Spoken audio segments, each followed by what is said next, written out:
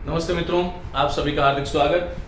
आज हम स्वर संधि के अंतिम भाग अर्थात अयादि स्वर संधि की बात कर रहे हैं। मित्रों, स्वर संधि के 5 भेद मैंने आपको बताए थे: दीर्घ संधि, गुण संधि, वृद्धि संधि, यण संधि और अयादि संधि। देखिए, अयादि संधि, पहली बात तो यह है कि बहुत ही महत्वपूर्ण व्याख्यान है, पूरा ध्यान से आप लोगों को सुनना है। अयादि संधि का अर्थ क्या होता है? जैसा कि मैंने आपको आरंभ में कहा था कि कोई भी संधि ऐसी नहीं है जिसका नामकरण यदि हुआ है तो उसके पीछे कोई न कोई तर्क है, कोई न कोई सिद्धांत है। तो अयादि संधि का अर्थ होता है कि अय है जिसके आदि में, अय है जिसके आदि, आदि का अर्थ होता है पूर्व में, पहले, सबसे पहले। और इसलिए यदि इसका आप शब्द का विश्लेषण करोगे तो अय धन आदि, इस प्रकार से अयादि शब्द का निर्माण होता है।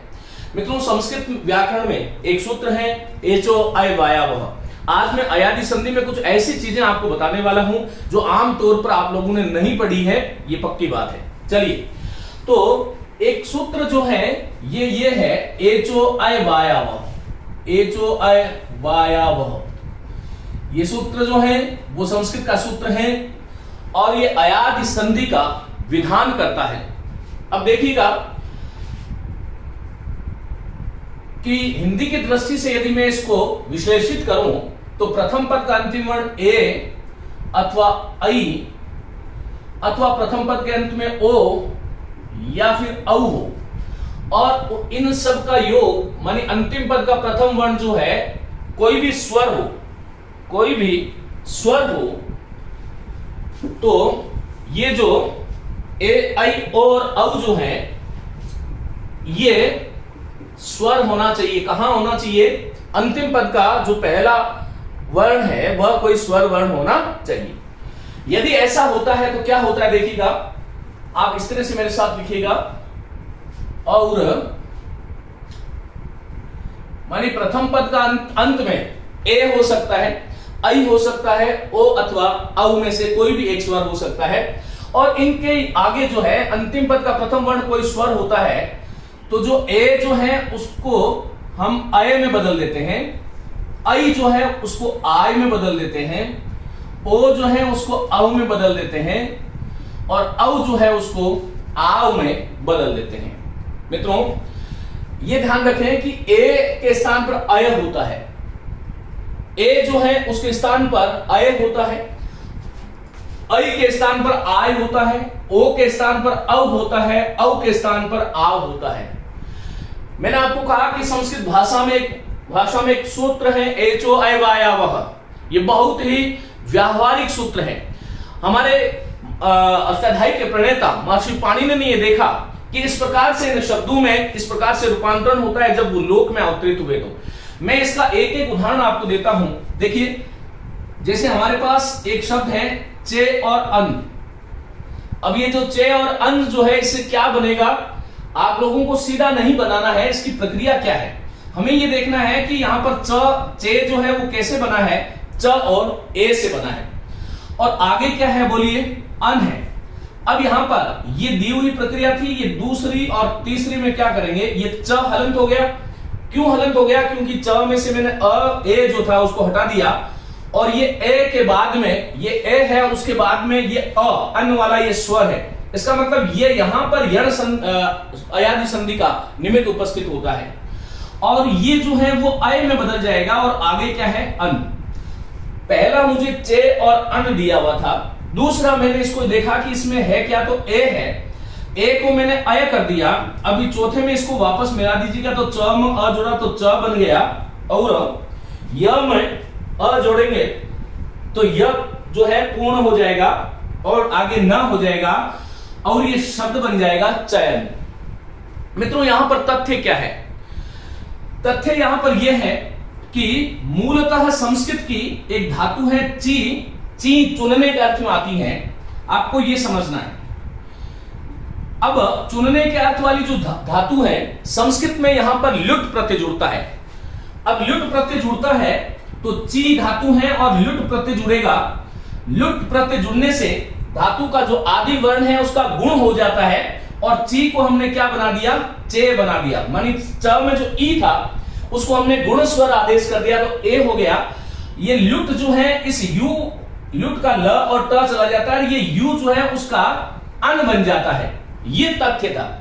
चयन भाववाचक शब्द है जो ची धातु से बनना है और अर्थ बनता है और उसका अर्थ होता है चुनना। चयन मानी चुनना।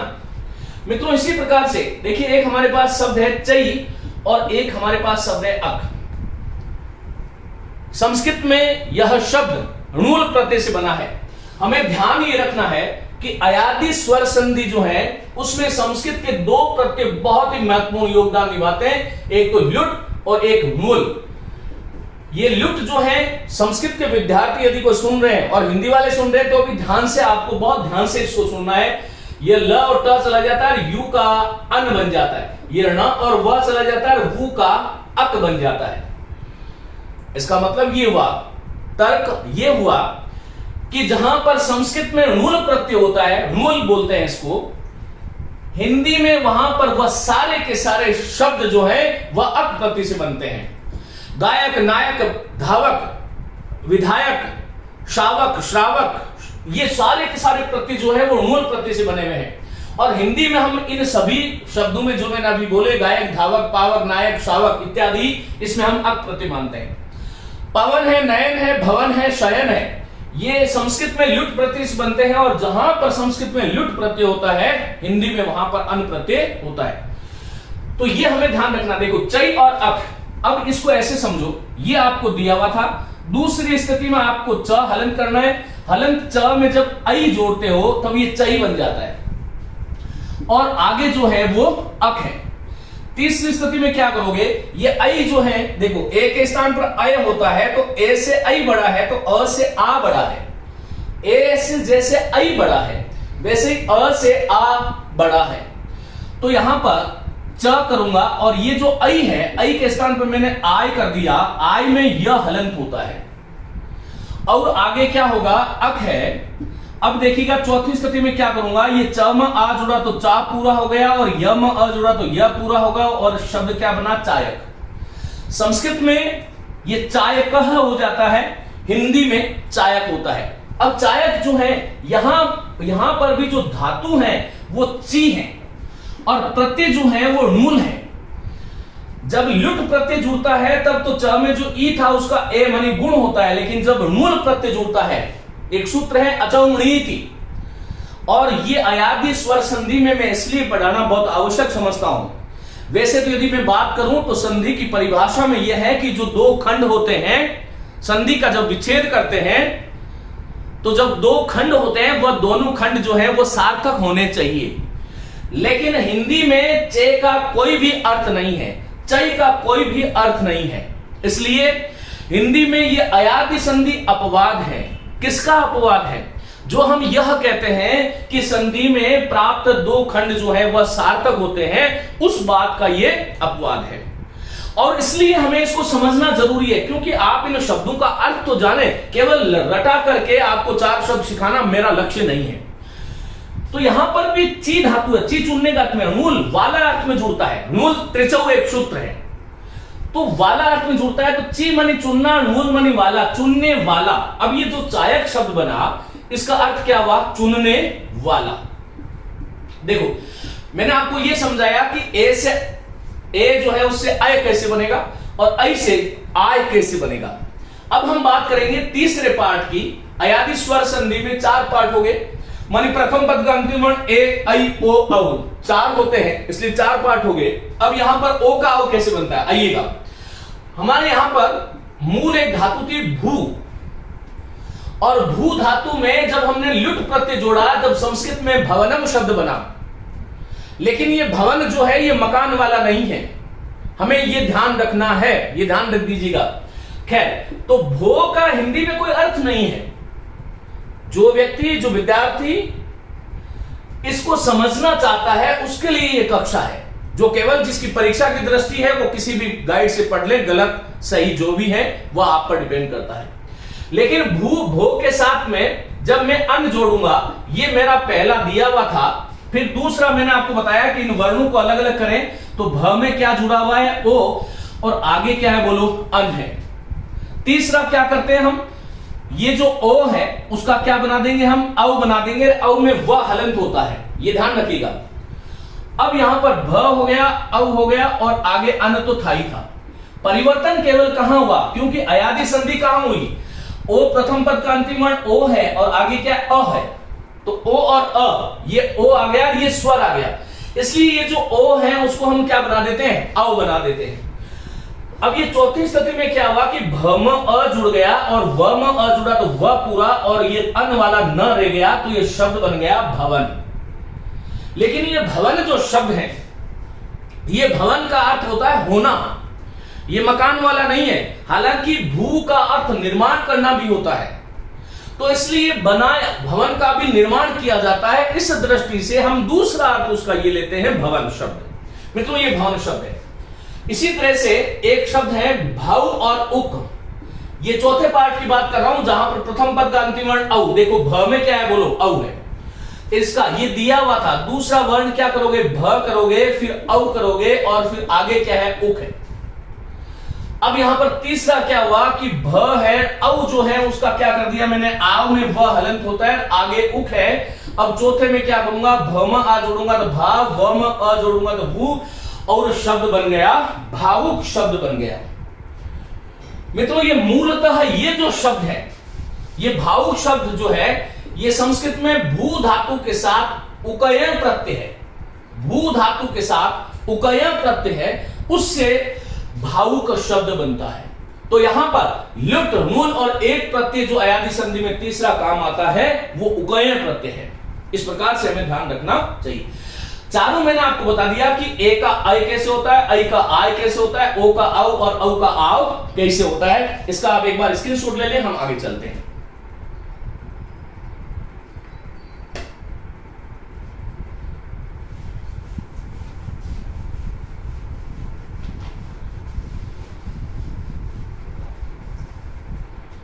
मित्रों हमने अभी तक एक शब्द पढ़ा चयन, या मैं इसको यहां पर लिख देता हूं। पहले पार्ट में मैंने यहां पर पढ़ाया आपको चयन, यहां पर मैंने आपको पढ़ाया चायक, यहां पर मैंने आपको पढ़ाया भवन और यहां पर मैंने आपको पढ़ाया भावुक। इन चार शब्दों के माध्यम से मैंने इसकी प्रक्रिया आपको समझाई है। अब मैं शब्द लिखूंगा, प्रक्रिया आपको स्वयं में करनी है। देखिए जैसे मैंने एक शब्द लिया गे, गई और अक। संस्कृत में गई धातु है, गाने अर्थ में आती है और मूल प्रत्यय है। जहां पर मैं अक लिख रहा हूं, आप जो संस्कृत वाले विद्यार्थी हैं उसको उनको वहां पर मूल दिखना चाहिए। तो यहां पर देखिएगा गई हुआ और अक हुआ। अब ये दिया हुआ था ग में क्या है, बोलो आई है और आगे क्या है, अक है। तीसरे में मैं क्या करूंगा, ग हलंत करूंगा, आई का मुझे आय करना है और आगे क्या है, बोलो अक है। चौथे में क्या करूंगा, ग में आ तो गा, य में आ तो य और शब्द बना। गायक का अर्थ होता है गाने वाला, गायति इति गायकः। इसी प्रकार से जैसे मैंने एक शब्द लिया नई और अक, यहां पर आपको यह समझना है कि मूलतः नी धातु है, ले जाने के अर्थ में संस्कृत में नयति, नयत, नयंती जो शब्द बनता है। अब देखिए शब्द का अर्थ क्या होता है। अब ये नई और अक हुआ, लेकिन हिंदी में हमने इसको नई किया। मैं आपको ये इसलिए बता रहा हूं क्योंकि इसके मूल रूट को आप जान लोगे। यदि इसके जड़ को आपने समझ लिया तो इन शब्दों का अर्थ आप करने लग जाओगे। अब ये पहला दिया हुआ था, दूसरे में मैंने न किया, न में क्या है, बोलो आई है, फिर आगे क्या है, अक है। तीसरे में मैंने क्या किया, न, आई के स्थान पर मैंने आ किया और आगे क्या हो गया, अक। और चौथे में मैंने न म आ जोड़ा तो ना, यम अक वाला अ पूरा, य पूरा और शब्द बना नायक, अर्थ हुआ ले जाने वाला। अब यदि ये शब्द नई और ईका होता, क्योंकि संस्कृत में तो नी किससे मूल जोड़ेंगे तो नायक बनेगा और नायक में फिर टाप प्रत्यय जोड़ते हैं, अजाद्य टाप, और टाप प्रत्यय जोड़ करके फिर इत्वन कर देते हैं, इसलिए वहां पर नाई का शब्द बन जाता है।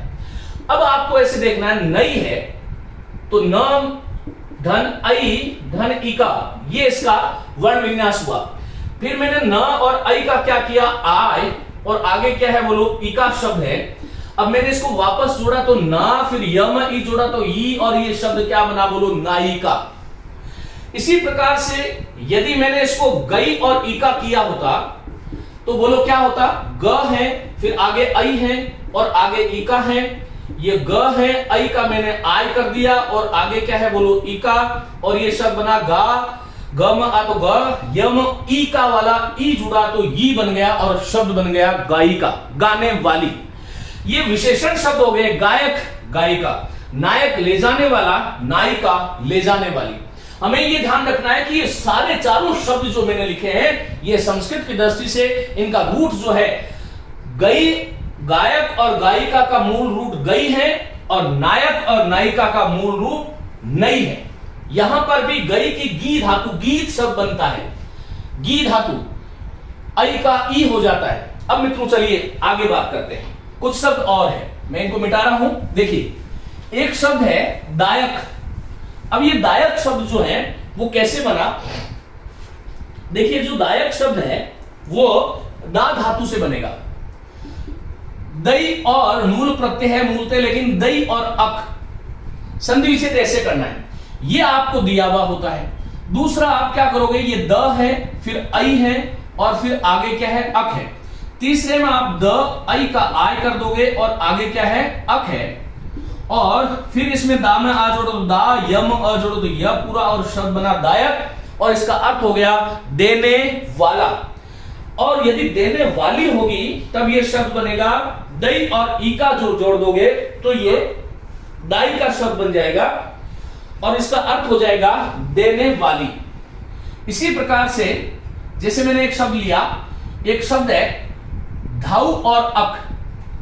देखिए यहां पर मूलतः धाउ नहीं है, संस्कृत में एक धातु है धाव, और धाव धातु के साथ हमने मूल प्रत्यय जोड़ते हैं, धाव दौड़ने के अर्थ में आती है, तब वह शब्द बनता है धावक। लेकिन हिंदी ने धाव को अपनाया नहीं, और संधि विच्छेद में वस्तुतः यदि मैं देखूं शब्द की दृष्टि से तो ये गलत है, लेकिन इसको मैं इसलिए गलत कह रहा हूं क्योंकि सिद्धांत पे गलत है, लेकिन परीक्षाओं की दृष्टि से ये बहुत बार पूछा जाता है। तो यहां पर देखिएगा ये ध है, यहां पर औ है और आगे क्या है अक है। ये औ रहा, औ के स्थान पर हमने क्या करना होता है, आव करना होता है, तो ये ध फिर आव है और आगे अक है। चौथे चरण में हम ध में आ जोड़ेंगे तो धा, व में अक वाला आ जोड़ेंगे तो वह पूरा, और शब्द क्या बना धावक। मित्रों इसी प्रकार से शींग धातु एक संस्कृत में जो सोने अर्थ में काम आती है, और शींग में जब शींग में ङ चला जाता है और शी में जो ई है उसका ए हो जाता है, और इस दृष्टि से यह शब्द बन जाता है शे और अन। मैं आपको इसलिए बता रहा हूं क्योंकि नहीं तो आपको किसी गाइड में मिलेगा, नहीं आपको कोई आम तौर पर यह कोई शिक्षक पढ़ाएगा। अब विद्यार्थियों को आपके दिमाग में यह होना चाहिए कि वो शी थी, सोने अर्थ वाली थी, और इस शी का जो ई था इसका गुण हो गया, और शे का अर्थ होता है सोना, तो ये सोना अर्थ में हो गई। ये श है, ये ए है और ये अन है। फिर आप सबको आता है, ए को आई कर लीजिएगा, ये श हो गया, ये ए जो था उसका आई हो गया, आगे अन है। इन शब्द को मिला दो, वर्णों के मिलन कर दो, श में अ तो शे और य में अ तो य, और शब्द बना शयन। इस प्रकार से आपको इनको देखना चाहिए। तो शयन है, नयन है, इसी प्रकार चयन है। एक शब्द देखो और है वी, जे और अ। अब इससे क्या बनाओगे, देखो वी है, फिर ज है, ज में फिर ए है और आगे अ है। यहां पर अयादि संधि हो रही है, ये ध्यान रखो।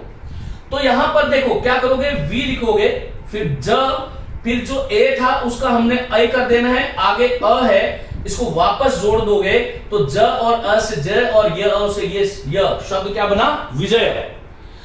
इस विजय शब्द का संधि विच्छेद करने की कहीं भी आवश्यकता नहीं है। यहां पर जी जीतने अर्थ वाली धातु है, जी जो है जयति, जयत, जयंती, जीतने अर्थ वाली धातु है, लेकिन हिंदी में विजय का तो कोई अर्थ ही नहीं है। और संधि में तो ये कहते हैं कि दो सार्थक खंड होने चाहिए।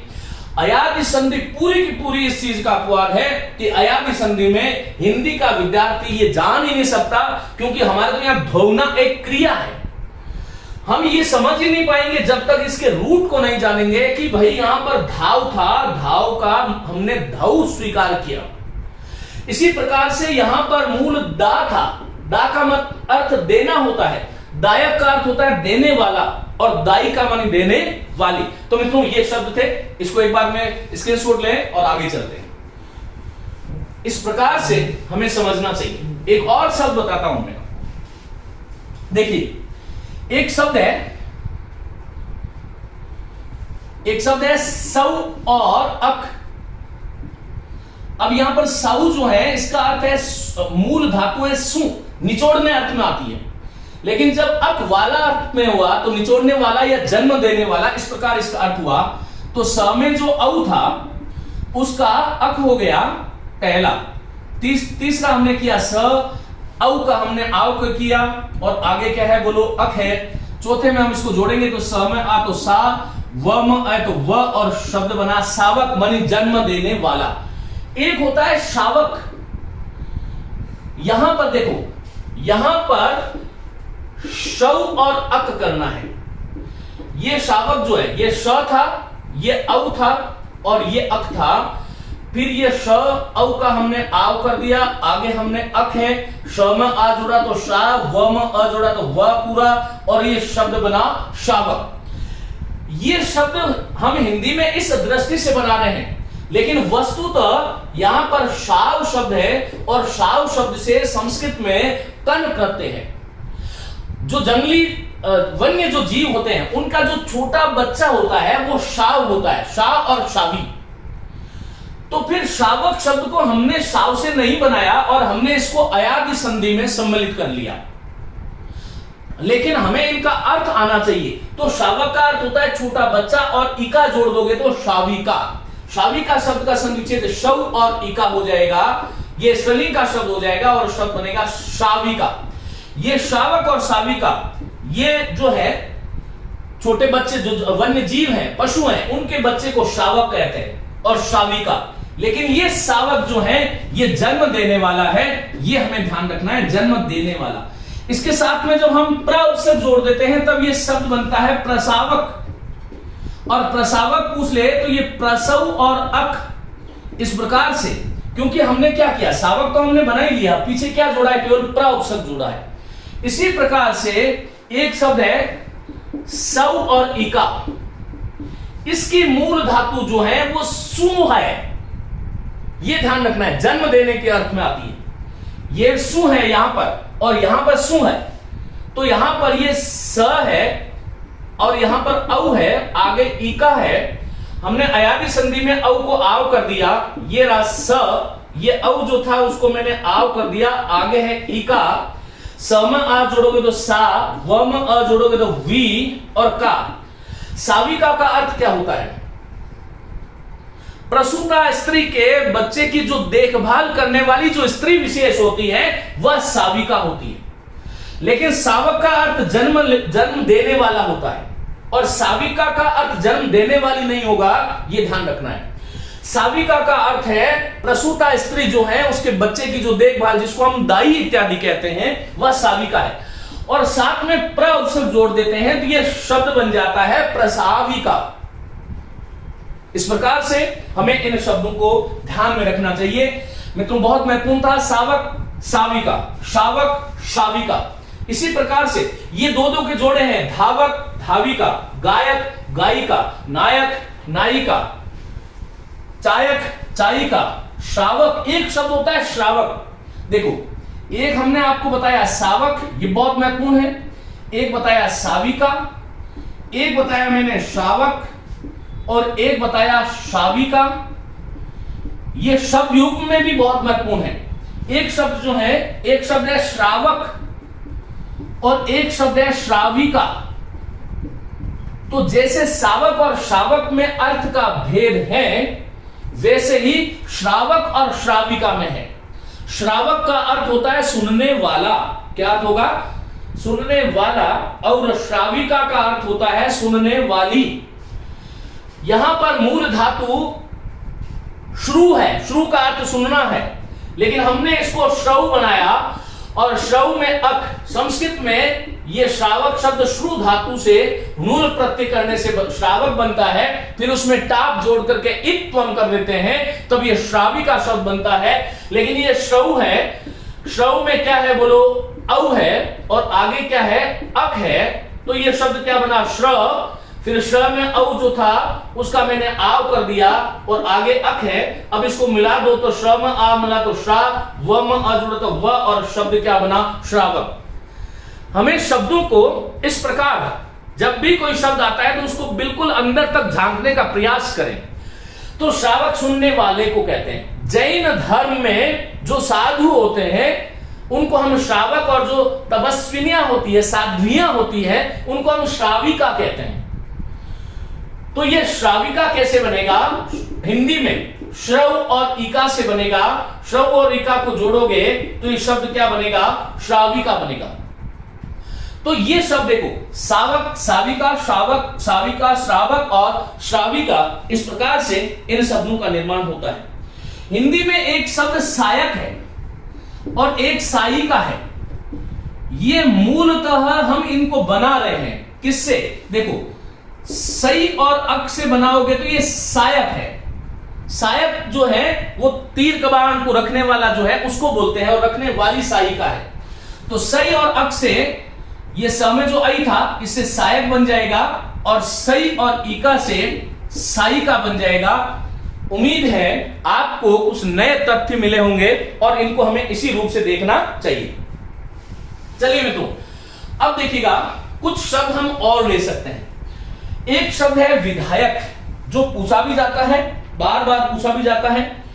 एक शब्द है गवीश, एक शब्द है गवेषणा, एक शब्द है, गायब हो ही गया है, एक शब्द है विधायक, और एक शब्द है विधायिका। इस प्रकार से अब देखो, अब हम इसका गवी शब्द आया तो संधि विच्छेद कैसे करोगे, आपको पढ़ना है गव, तो व में पहले व आया तो व को निकाल लो, फिर ग में क्या है अ, तो इसका मतलब इसमें औ हुआ है, और औ किसके स्थान पर होता है, ओ के स्थान पर, तो इसका संधि विच्छेद सीधा सीधा क्या होगा, गो और ईश हो जाएगा। ग में जो ओ था उसका औ हो गया, शब्द क्या बन गया, गवीश बन गया। लेकिन रवीश का रो और ईश मत करना, ये ध्यान रखिएगा।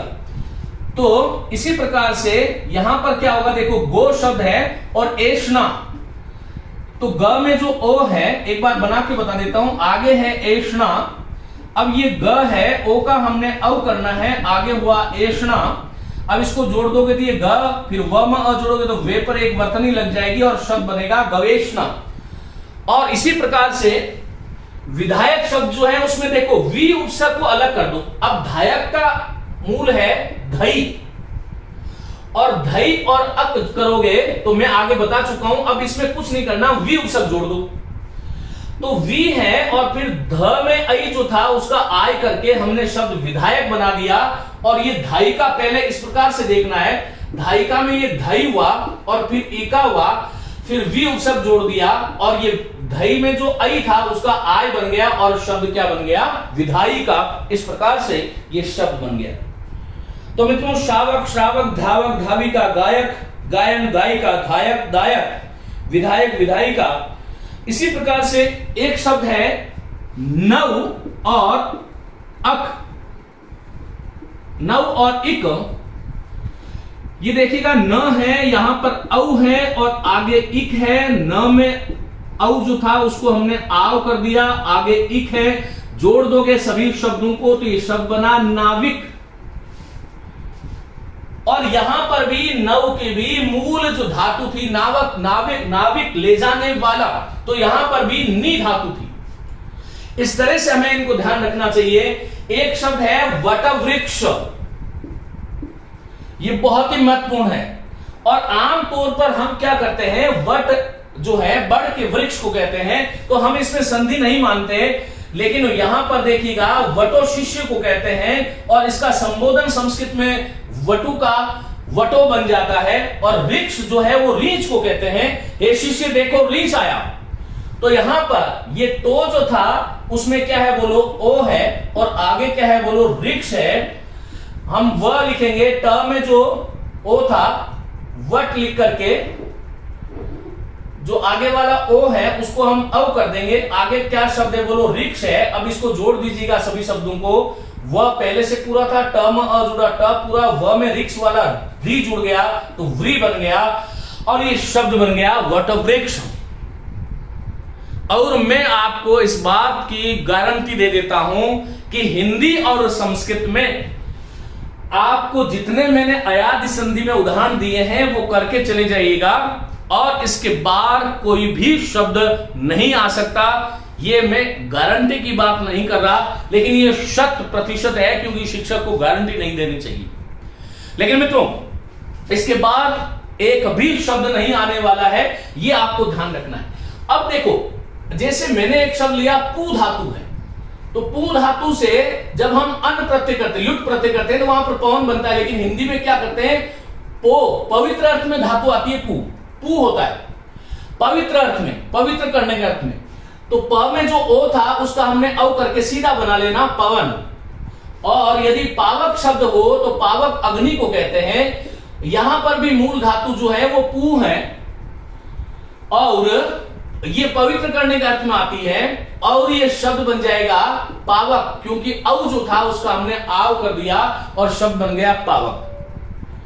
इस प्रकार से अयादि संधि समाप्त हुई, और संधि के तीनों प्रकरण माने स्वर संधि, व्यंजन संधि और विसर्ग संधि के बारे में जितनी भी बातें थी उसको भली भांति मैंने आपको समझाया। मेरी तरफ से कहीं भी कोई समस्या नहीं है। मित्रों, आगे की एक कक्षा होगी जिसके अंदर हम व्यंजन संधि और स्वर संधि के जितने भी अपवाद हैं उनके बारे में बात करने वाले हैं। बहुत ही महत्वपूर्ण कक्षा होगी, संभवतः अगले व्याख्यान में वही कक्षा आने वाली है। तो जब तक आप खूब शांति से इनका अभ्यास करें, मेरी ओर से बहुत बहुत शुभकामनाएं। नमस्ते, धन्यवाद।